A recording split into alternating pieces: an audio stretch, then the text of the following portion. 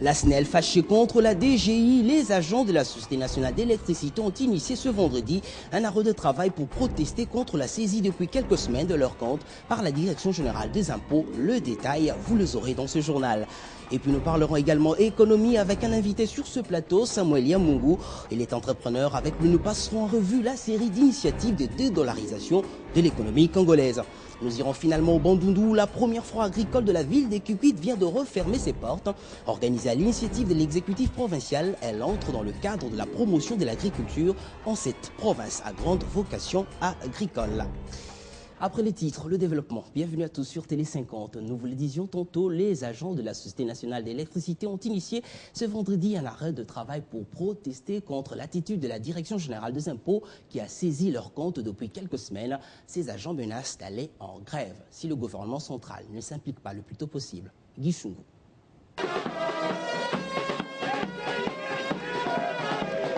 Ceci est loin d'être une manifestation politique, moins encore sportive, mais plutôt un arrêt de travail des agents de la SNEL qui protestent contre le traitement dont ils sont victimes depuis quelques semaines. L'État ne nous paye pas. En dépit de l'engagement pris, l'État a dit « je veux commencer à payer 2 millions à la fin de chaque mois ». Mais au jour d'aujourd'hui, ils ont payé 0,0000. Je veux dire qu'ils n'ont jamais payé. Ces agents accusent la Direction générale des impôts d'être à la base de cette situation qu'ils considèrent comme une violation de droit. La DGI vient de bloquer nos comptes et il a pris illicitement notre argent auprès de nos clients. Ce qui fait qu'aujourd'hui, on est le 2, les agents SNEL ne seront pas payés. Même pas le lundi, même pas mardi. Donc on peut faire peut-être plus de 2 semaines pour ne fût-ce qu'avoir le peu d'argent pour payer les personnels d'exécution. Dans la foule, l'administrateur directeur général de la SNEL est absent. C'est ici qu'il se trouve, enfermé dans ses bureaux, et l'accès est interdit. Moi, je ne suis pas permis de faire ça. Joint au téléphone par son assistant pour une interview, Eric Mbala a refusé de nous recevoir. Entre-temps, dans la ville, la population se plaint sur la qualité des services de cette entreprise qui jusqu'ici n'est pas satisfaisante, comme promis par leurs responsables. Économie dans ce journal, vous le savez, le gouvernement congolais a amorcé une série d'initiatives dans le but de stabiliser dans la durée son économie. La paie de fonctionnaires par voie bancaire, la dédollarisation, l'émission de nouveaux billets, dont celui de 20 000 francs congolais lancé jeudi 1er novembre entre dans ce cadre. Ce billet à valeur faciale adaptée vient d'être injecté sur le marché quelques mois seulement après ceux de 1 000, 5 000 et 10 000 francs congolais. On va décrypter cette série d'actions avec un invité sur ce plateau, Samuel Yamungu. Il est entrepreneur intéressé aux questions économiques. Bienvenue. Merci. Alors, Monsieur Yamungu, la démarche s'inscrit-elle, cette démarche de dédollarisation, s'inscrit-elle dans une logique de stabilisation dans la durée de l'économie congolaise? Je vous remercie d'abord pour l'occasion accordée, mais je voudrais aussi, pour le fait que vous me permettez quelques minutes pour échanger de nos points de vue, de notre point de vue auprès de l'opinion, c'est de dire au fait c'est que pour dédollariser notre économie avec ces billets de 20 000 francs, 10 000 francs et autres à valeur faciale très élevée, c'est une bonne idée, mais moi je pense que de l'autre côté, il faudrait que maintenant que le gouvernement qui voudrait chasser le dollar de la bouche du commun des mortels puisse maintenant le faire de manière règle par rapport aux techniques économiques qui sont celles-ci, qui est le fait que maintenant il faudrait commencer par ça à la pensée de commencer à relever le niveau de la production et de faire participer les PME à la chose publique, parce que vous êtes sans savoir aujourd'hui. De quelle manière? Mais aussi simplement parce que vous allez voir par exemple au niveau du Brésil, pour ne pas aller loin, le Brésil qui aujourd'hui est un pays émergent, ce qui a fait en sorte que le Brésil devient un pays émergent, ce n'est pas simplement les politiques, mais c'est surtout les PME qui ont eu à pouvoir être, comment dire, mises à concours, à contribution, et sont ces derniers qui ont rendu faisable la pensée pieuse là, vous êtes en train de prêcher pour votre chapelle, monsieur. Non, je dis simplement, en fait, c'est que les entrepreneurs, les PME, ce sont des partenaires du progrès de chaque État.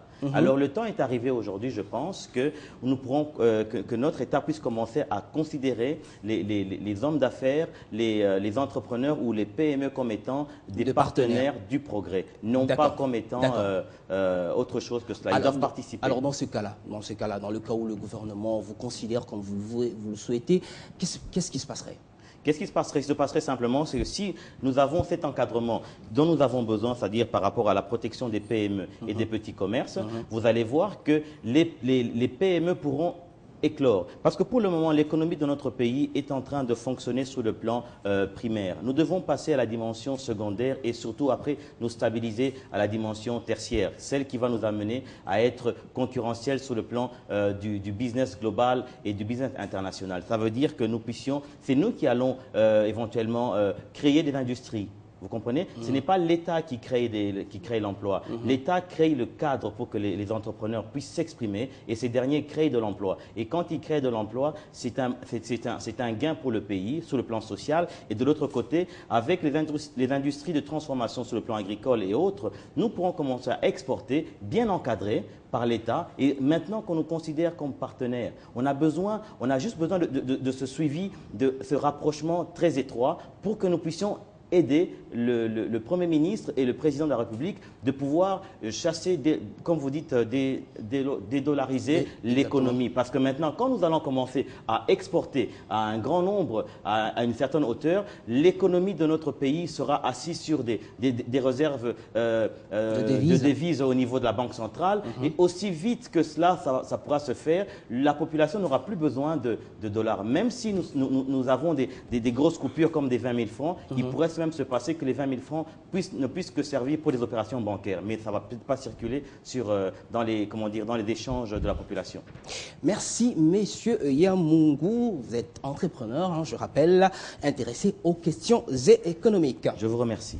Et puis, cette information en rapport avec la téléphonie cellulaire, c'est aujourd'hui, vendredi 2 novembre, que démarrent en principe les opérations d'identification des abonnés en République démocratique du Congo. Les abonnés de l'ensemble des opérateurs mobiles sont donc appelés à se faire identifié. En bref, le leader Maximo tourne définitivement la page Chabani Luko. Etienne Tshisekedi vient de confirmer au poste de secrétaire général de l'UDPS Bruno Mavuru-Poiti, jusqu'ici secrétaire général ad interim. Le nouveau secrétaire général qui succède à Chabani Luko sera secondé par 4 adjoints. Allez, nouvelle de province à présent. Au Bandundu, la première foire agricole des Kikwit vient de refermer ses portes. Organisée à l'initiative de l'exécutif provincial en collaboration avec le bureau diocésain de développement de cette même ville, cette foire foraine entre dans le cadre de la promotion de l'agriculture en cette province à grande vocation agricole. Daduekum. Le secteur agricole vient d'être honoré dans la province du Bandundu grâce à l'organisation de la première foire agricole, une organisation de l'Église catholique à travers son bureau diocésain de développement dans la ville de Kikwit. Pour M. l'abbé Clément Molo, le président du comité d'organisation de cette première foire agricole, cette initiative entre dans le cadre d'un projet de sécurité alimentaire Prodat Boulourou, financé par l'Union européenne et cofinancé par les Soko catholiques, un projet qui vise la promotion de l'agriculture chez le paysan. C'est dans la même vision que le bureau diocésain de développement de la ville de Kikwit a organisé cette foire qui a duré 3 jours. Une foire qui a donné l'occasion aux associations paysannes, appuyées par les projets PODAT, d'exposer leurs produits agricoles, mais aussi l'organisation des conférences débats sur plusieurs thèmes, notamment la mécanisation de l'agriculture au Bandundu, une utilisation efficiente des tracteurs John Deere reçus du gouvernement central, l'amélioration de la production et de la distribution de semences améliorées. Différents thèmes exposés tour à tour par des experts venus de la RDC et d'ailleurs. Les comptes pour l'organisation de cette première foire agricole au Bandundu, cela vient d'être organisé au moment où les Bandundu veulent se relancer dans l'agriculture. La ville de Bandundu, Dadou Ekiom pour Télé 50. Merci Dadou Ekiom. Et puis, fin de la mission d'une équipe de membres du gouvernement central en séjour de travail à l'Équateur. Ils étaient partis, ces ministres sensibilisés sur l'application de la paie des agents et fonctionnaires de l'État, chose déjà effective sur place. Les détails avec Pamafi Otenga. À Arrivée en Bandaka, la délégation de l'opération de bancarisation des salaires des agents et fonctionnaires de l'État a regagné Kinshasa le mercredi dernier. Pour Joseph Mokengo du ministère des Finances et chef de mission de cette délégation, leur mission en Bandaka était un grand succès, une réussite totale. Il a salué l'implication du gouverneur de province Jean-Claude Baïndé, du directeur de province et de tous les cadres. Je crois que l'encadrement et le suivi de cette paye vont se faire avec l'engagement de tout le monde, comme au départ, envie d'atteindre le résultat escompté, entendu par tous. Toutefois, en ce qui concerne les déplacés en mutation, les malades et les décédés, et qui n'ont pas touché leur salaire, Joseph Mokengo les rassure que les instructions vont suivre pour qu'ils accèdent à leur dû. Quant au phénomène Ngoulou ou agent fictif, il demande à ceux qui l'ont pratiqué de cesser immédiatement car la sanction sévère sera exemplaire à l'endroit de récalcitrants. Bandaka, Pamafi Otenga, Télé 50. Merci Pamafi Otenga. Au Kasaï oriental, après les fonctionnaires des différentes divisions provinciales et de la santé, l'heure est à la paye par voie bancaire des enseignants.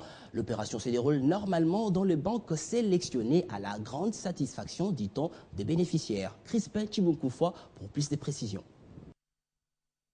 Les opérations de paiement par voie bancaire se poursuivent normalement en Bujumaï, première étape de ces nouveaux systèmes au Kasaï oriental, comme voulu par le gouvernement central et la République démocratique du Congo. Après les agents et fonctionnaires de l'État, des différentes divisions provinciales de la province et ceux de la santé, les enseignants des différentes écoles agréées de la ville de Bujumaï ont commencé à toucher leur solde des mois d'octobre dernier depuis ce jeudi 1er novembre 2012 par voie bancaire à la Banque commerciale du Congo et à la DMB. Les hommes de la Grève blanche étaient alignés pour entrer en possession de l'air dû. Contactés pour en savoir sur le déroulement de cette paye, les enseignants se disent très fiers et très heureux de ces nouveaux modes de paiement qui viennent finalement contourner toutes les tentatives de détournement et des éventuelles opérations retour. Toutefois, il faut signaler que dans certaines écoles, les enseignements ont été un tout petit peu perturbés. Selon le responsable des banques, cette difficulté sera contournée à la prochaine paye car chacun passera à tout moment pour être payé à partir de son compte. Bujumaï, Crispin, Chibinkoufoua, Télé 50. À retour à Kinshasa, Kinshasa qui abrite une fois de plus un grand forum culturel. Après le 14e sommet de la francophonie, c'est le tour de la 4e session de la conférence ministérielle de l'Union africaine. Une rencontre qui a ouvert ses portes ce jeudi au Grand Hôtel Kinshasa. Elle a été précédée d'une rencontre d'experts qui se sont penchés sur la culture au service du développement du continent. La fin de travaux intervient ce vendredi 2 novembre. Mesdames et messieurs les ministres, distingués invités, au nom de son Excellence, Monsieur le Président de la République, chef de l'État, je déclare ouverte la 4e conférence des ministres de la culture des États membres de l'Union africaine. Je vous remercie. C'est le début d'une rencontre panafricaine avec comme noyau la culture. Des ministres de la culture de tout le continent et des délégations de plusieurs pays d'Afrique se réunissent depuis ce jeudi au Grand Hôtel Kinshasa en vue d'une renaissance de la culture africaine. Cette culture qu'ils prennent pour ferment du développement du continent. La culture est réellement placée au centre de l'action de nos États et de la vie de nos populations. Les discussions tournent autour du thème retenu cette année, la culture, élément catalyseur pour une transformation socio-économique et politique. Et partout dans le monde actuellement, on discute l'apport que peut porter la culture, non seulement en tant que service primordial pour les peuples eux-mêmes, mais aussi comme catalyseur pour le développement international économique. Donc la culture, oui, ça aide à vivre et ça aide à gagner son argent. Dans nombre de pays à travers le continent, la culture est souvent reléguée au dernier plan. Le culturel est assimilé au trivial, sinon au vulgaire. Et c'est pour inverser la tendance que pareilles rencontres se multiplient. Mais reste que l'impact doit être visible et réel.